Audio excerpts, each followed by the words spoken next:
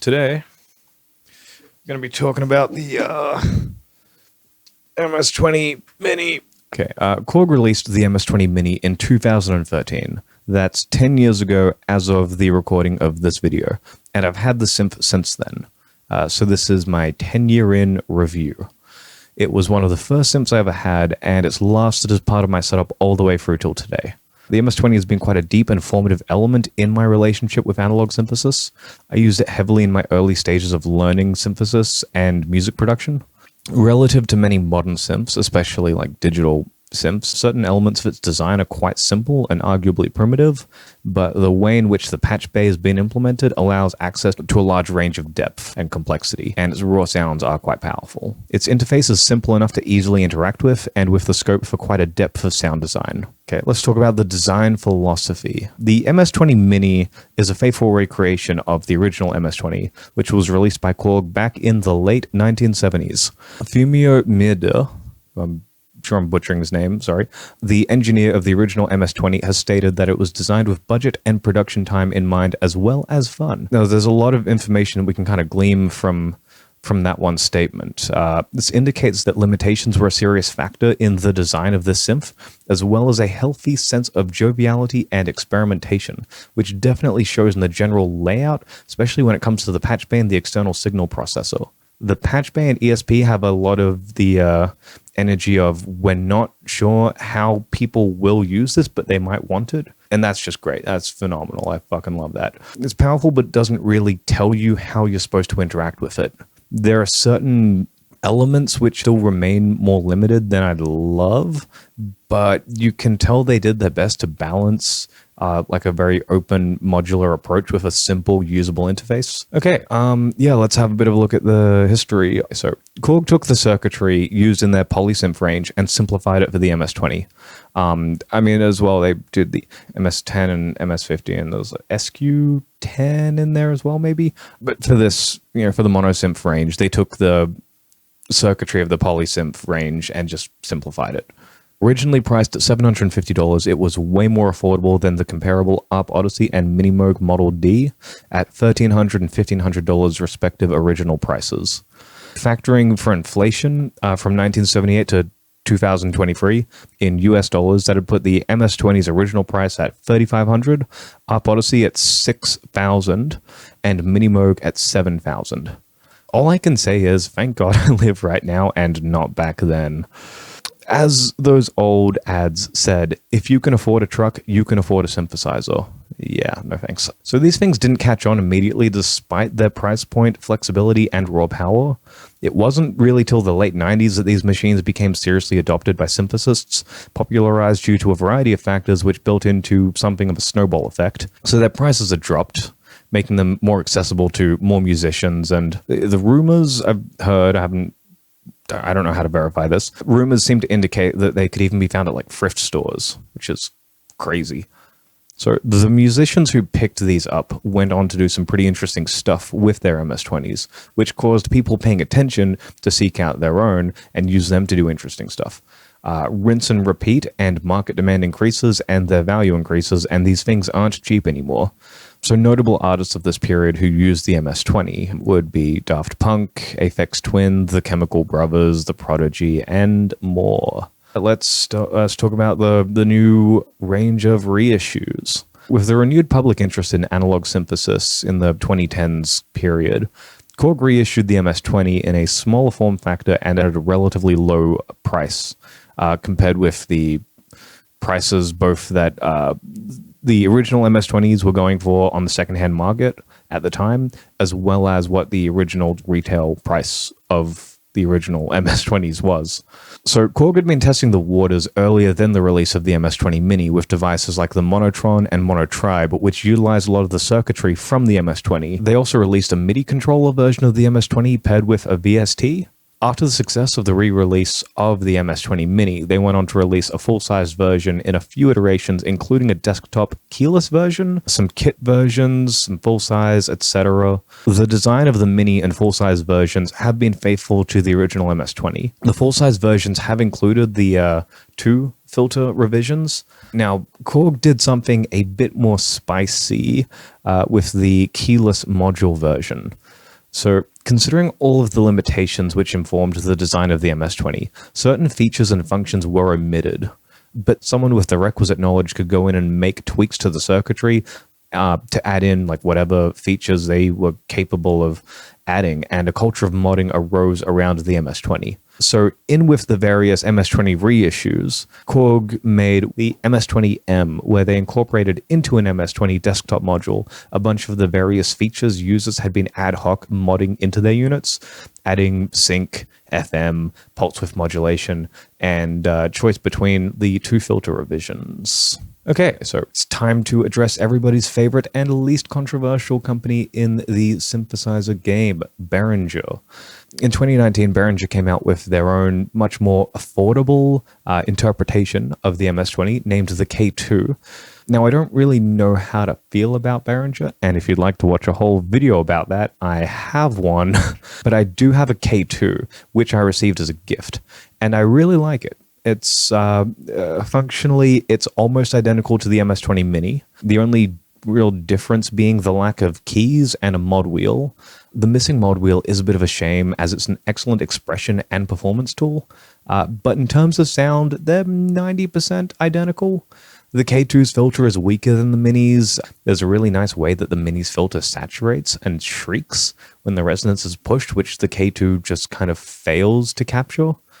The one advantage the K2 has over the Mini is the filter switch, allowing it to change from the Rev 1 filter shared by both synths to the Rev 2, which the Mini doesn't have. So Korg has included this feature in later reissues, such as the kit versions and the full-size version, but didn't bother adding it to the Mini, although there is evidence to suggest that they could have, as the circuitry for a second filter was discovered on the Mini's PCB, but the components are missing. This seems to indicate that Korg had planned for the later versions to include this feature at the time the Mini was being worked on, and instead of making multiple versions of the PCB, they just made the later version PCB and stripped that feature and made a smaller one for the Mini version. Would have been a really cool strategy to make their later reissues of the MS-20 more appealing, if only Behringer didn't do it way cheaper on their version. Of course, the full-size version does have its appeal as a luxury item. Its general construction looking way more solid and nicer than the Mini. Also, the keyless module version from Korg has a lot more interesting goodies, which actually makes it the most powerful and, in my opinion, desirable of all of the MS-20 iterations I've seen. But stepping away from all of the minutiae of the various products, if your primary concern is making music, the Mini is functionally identical to the full-size version, sans the second filter, and in my opinion, better than the K2 since it has its own keyboard and mod wheel, and filter sounds better.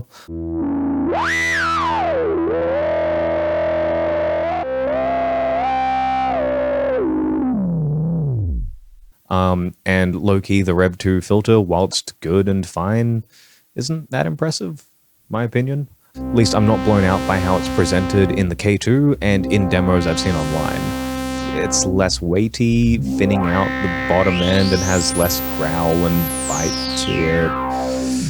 I could certainly envision circumstances where it could be better suited than the Rev 1 filter, but part of what makes the MS-20 iconic is its grit, its ability to growl and shriek as it's pushed too far.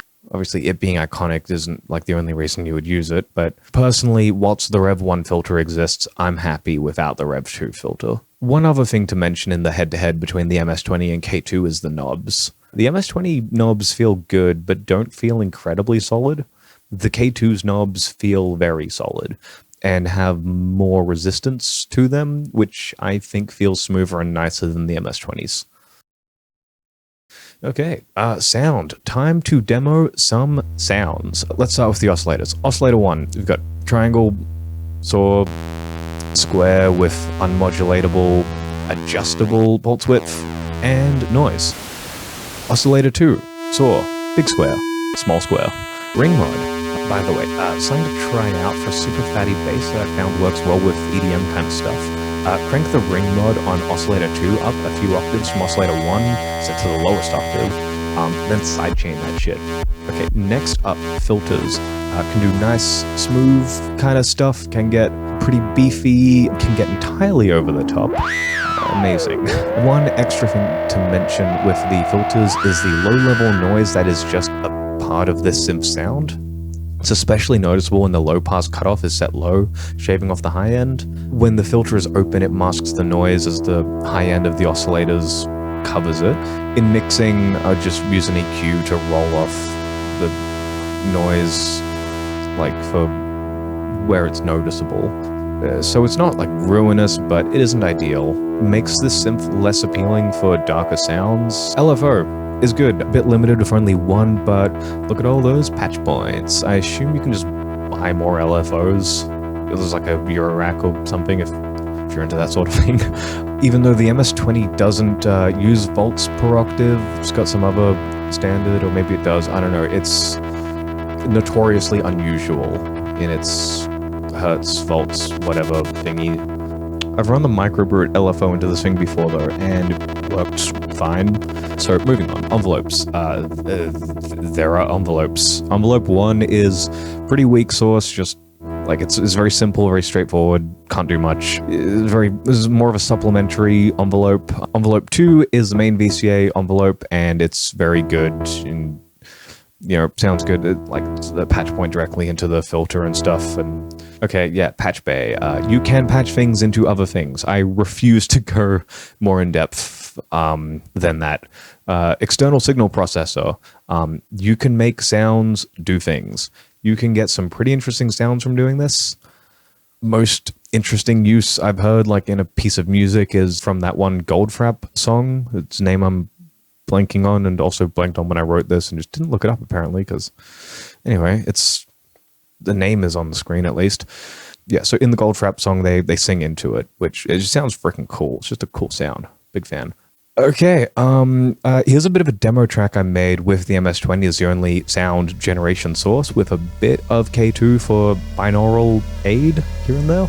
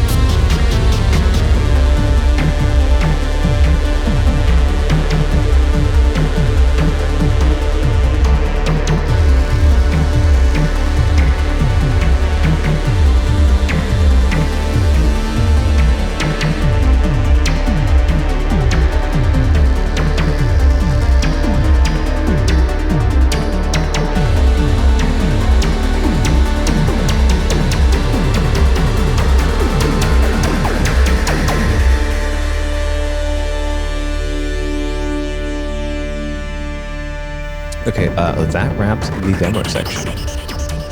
I've had the synth since around the time it came out and have spent a lot of time with it, recording, jamming, exploring sounds, and even busking. I once even built a clone of the MS-20 filter circuit into a guitar pedal, which I unfortunately don't have anymore. The MS-20 Mini used to be the primary synth I'd use for all of my recordings, as its tone and flexibility and sound design were just unmatched by any of the other synths that I had up until a few years back when I obtained a Matrix Brute, and am now using that as my primary synth for everything. So whilst the MS-20 has been supplanted for my personal use in recordings, this one still gets a lot of use in doorless jams and within my live setup. So I'm a believer in making one's live setup as annoyingly difficult as physically possible. So I refuse to perform my analog synth music with anything less than analog synths, which means I need a lot of analog synths. So it's unfortunate, but it's the way it has to be. Having both the MS-20 and K2 has actually become very handy, as I like to compose stereo parts and harmonies and, you know, binaural kind of stuff with like two synths doing similar but different or sometimes just identical things. This is similar to the sonic effect gained from double tracking a guitar part, and kind of leans towards the ideas of binaural sound. Performing this live can be tricky, however, as you need two of the same synth for this to work. Like, you can't just double track it. Luckily I have both the MS-20 and K2, and the sonic characteristics are more or less identical. You just don't step into the areas where they become obviously different, I guess, and it all works out. So yeah, if you ever just accidentally get a duplicate of a synth you already have, just remember, you can still put that to work. The design is quite old and tailored to be budget, so while it manages to have a phenomenal sound and be quite versatile, there's a few things missing. And of course, the community mods exist to address these limitations, and Korg obviously agrees, as the MS-20M factors in these features that people typically mod in. Now, I've been like thinking about it while doing research for this video. Like, maybe I do it. Maybe I pull the trigger and start modding this thing. But I've decided I'm not game enough to attempt that just yet. There's a few pretty good resources online to be found for anyone who's actually seriously interested in adding these features to their Mini. There are like simpler, more aesthetic mods that exist, such as replacing the side panels with wood, or removing the key bed, or building Eurorack into it, or flattening it. See, the number one mod I'd personally be most interested in, which I haven't actually seen yet, and am far too incompetent to make happen myself, would be to be able to fold the front panel down like a Mini Moog or like the Matrix Brute. It'd make it that much easier to store and carry around, plus could be done in such a way as to let you choose the ideal angle for the front panel to be at whilst playing, which I think would be lit. Okay, overall, having had the MS-20 Mini for 10 years, I like it. Served me well. It's an excellent synth, suitable for synthesists of any skill level. Thank you for watching. Just a little bit of housekeeping. So I released the Behringer video after filming this video, and I did not anticipate the response or reaction that it got, and there's been some very productive, healthy discussion within the comments section, which I really value and appreciate, and I want to engage with it. I've tried to respond to a lot of the comments. I literally don't have time to respond to all of them, but it's made me decide to film like a follow-up video, because there's been some very good points raised that I hadn't considered when I made the first video, so I'm going to be making a follow-up video for that. That being said, in terms of like the immediate schedule, in 2 weeks time, from the release of video that you're currently watching, there's going to be another video which is going to be about gear acquisition syndrome. So I'm thinking the video after that will be the follow-up to the Behringer video, because I didn't think anyone would watch it straight up. I thought I'd get like 100 views and that'd be it, and it's gotten way more than that. So yeah, I want to keep the discussion going. Just general thanks. This is fucking crazy. Y'all are crazy in a good way. And as well, I'm editing currently.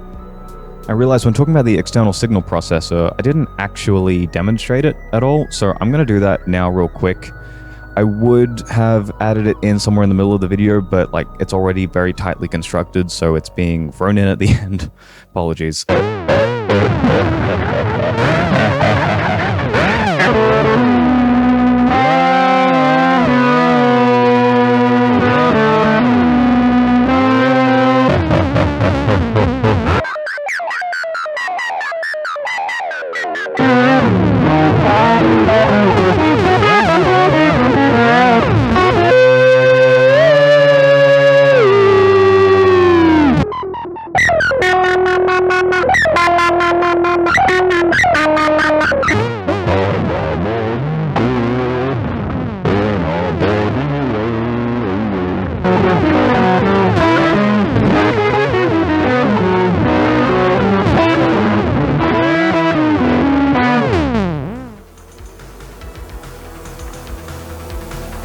Hey, thanks for watching. If you liked the video, hitting like and subscribe would be immense.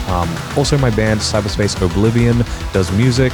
The demo song from today's video can be found in full over on my band's YouTube channel. As well, we have other music stuff, jams, an album, etc. If you're into analog synth music, you might enjoy it. Okay, bye.